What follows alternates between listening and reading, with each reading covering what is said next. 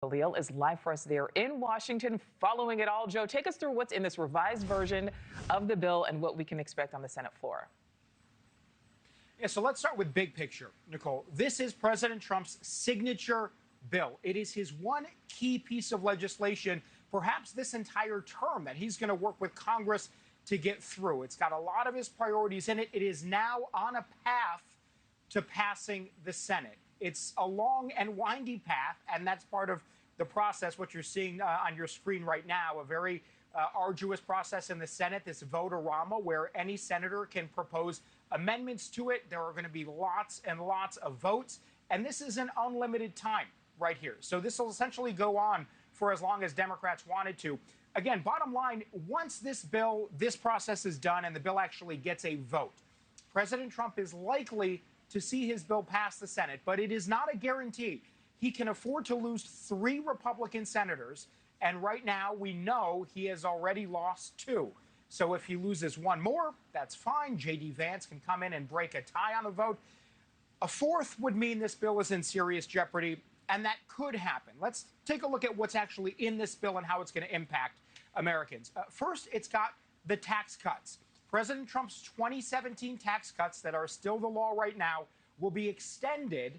And you've also got those things like no tax on tips that President Trump promised on the campaign trail. Then you've got a major spending overhaul. And the way that those spending cuts are going to come out are in the form of overhauling Medicaid, the food stamp benefit program, and rolling back tax benefits for green energy companies that are building in the United States. It also boosts funding for the Pentagon and for border security, other of President Trump's priorities here. This is the controversial part, Nichole. The reason that it has been hard to get all Republicans on board is because the Congressional Budget Office and several other agencies who score the bill, they have estimated that if it passes, one of the results could be that anywhere from 8 to 13 million, depending on the analysis, people who rely on Medicaid could lose their health care coverage. And as a result of that, if people lose their Medicaid, rural hospitals that end up relying on Medicaid patients could potentially close. Now, those facts are the reasons you saw a lot of Republicans raise alarm bells. Senator Josh Hawley, Susan Collins, Lisa Murkowski, they all had issues with this piece for those very reasons I just talked about. Senator Thom Tillis is now a no for these very reasons. And he had been sort of making this case about rural hospitals in his state of North Carolina. So what we heard today on the Senate floor was Chuck Schumer, the Democratic leader, talking about this problem, and then John Thune, the Republican leader, talking about the benefits of this bill, which are that once these tax cuts are in place, just like 2017, 2018, he believes it'll give a big boost to the economy and working families. Take a listen to both leaders and how they were selling their messages this morning.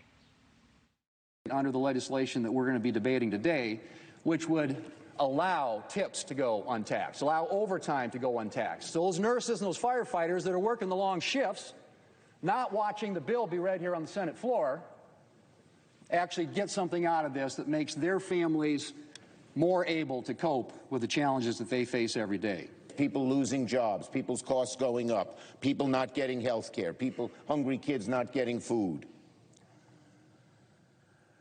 It's a piece of legislation that Tillis can't sell back home, and you won't be able to either, my Republican colleagues.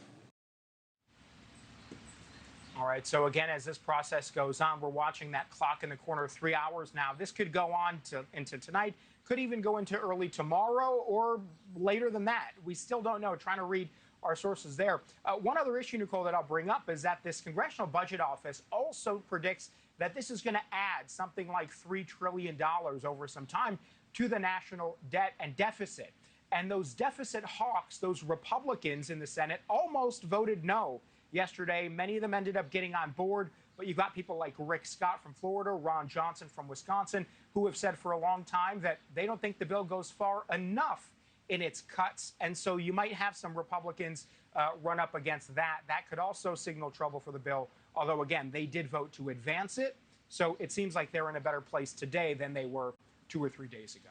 Thank you for watching. Subscribe below and download our NewsNation app right now on your phone, and you will get fact-based, unbiased news for all Americans.